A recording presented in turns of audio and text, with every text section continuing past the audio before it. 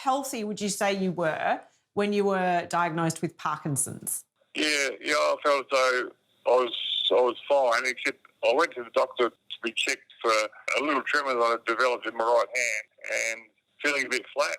But I just put that down to feeling as though footy was becoming a bit of a chore, and we weren't going as well as we would have liked at that stage. So I felt that was probably to do with it. And then I was advised to go and see a neurologist about my tremor, and that's when I found out that I had Parkinson's. Did it come as a shock to you? Yeah, it did come out of the blue a bit because, as I said before, I was feeling okay, apart from having that little tremor, and I didn't really worry about that too much. But and it's interesting that the test they give you is so simple that I didn't really believe the doctor when he said that I had it, because I thought I did really well in the test. Like tests, they do things like touch your nose and move your fingers and go for a little walk, and they watch you walk. He diagnosed me with Parkinson's. Really? I find that very surprising too. Yeah, there's no blood test or anything like that, and they can only give you up to 80% certainty that you have got it. And so, of course, I asked if I could get a second opinion, which she was happy with. Then I went to another guy and he did the same test and I got the same result. And I understand to begin with you didn't want to reveal your illness. That's very true.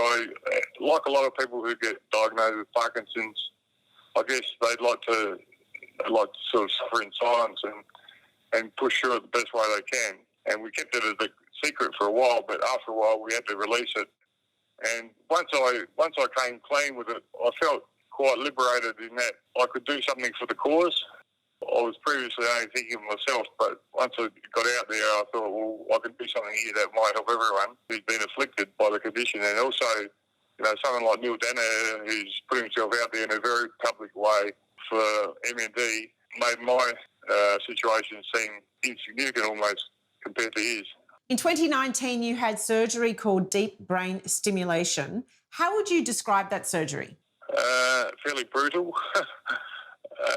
It involves, well, for me, for that, I've had two lots of deep brain stimulation. I've had 2 operations on my brain, but we had limited success. And as a result of having limited success, we discussed me possibly having a second operation, and we decided to go that way. Since having the second operation, I've had mediocre success. Dr. Andrew Evans is one of the world's leading neurologists, and he finds that my particular case is quite difficult to deal with in terms of adjusting the amount of stimulation that goes to the brain. So it's been a real juggling act for me and for Andrew Evans. Yeah, so Mark had a very bad tremor that really didn't respond to the medications at all, and it was incredibly disabling. When we treat Parkinson's with deep brain stimulation, we have different expectations on what sort of symptoms will and won't respond. What we do is we implant an electrode in an area of the brain called the subthalamic nucleus. This is the most typical form of surgery. Then we connect those wires, once we're happy, up to some connectors and a pacemaker that's implanted under the skin, under the collarbone, and connecting to the brain. And this allows us to communicate with those electrodes to make adjustments in the stimulation intensity to get the best treatment effect on the symptoms of Parkinson's, stiffness, slowness, and tremor. We're able to determine not only could we achieve good stimulation effects, but also we could identify that the electrodes were perfectly placed in the regions that we were targeting. I understand that Mark has had his surgery twice. Is that common? The surgery is typically successful in the first go. But with Mark, what we found was that the tremor, particularly in the right hand, while it was improved, it wasn't improved enough to help his symptoms of tremor. So he got a really good response with the stiffness and the slowness with the first surgery, but it was the tremor that we really wanted to get right with the second surgery. Are all patients suited to DBS? Not all patients are suited to DBS. About 1 in 5 people have a good benefit with this treatment. It sounds like truly amazing surgery, but does it always work? It doesn't always work, though.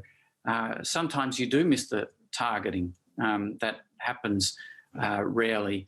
Or sometimes the individual just has a shake or a tremor that really won't respond to any sort of surgery, or occasionally you see a really good response early on, and then as the tremor continues to get worse underneath the stimulation, you can see that the tremor can come back to some extent. What's the main message you would like to get out there about Parkinson's? The main message is that people need to keep moving. I think that there's a place in Adelaide that I attend called the Brain and Body Fitness Studio, which is run by Parkinsons SA. It's really helped my strength, flexibility, endurance, and balance. And doing nothing is the worst thing you can do. There was a time when I did nothing and I went backwards at 100 mile an hour. Visit the Brain and Body Fitness Studio one day to know that there is a place they can go where they can control their symptoms a little bit better than they might already.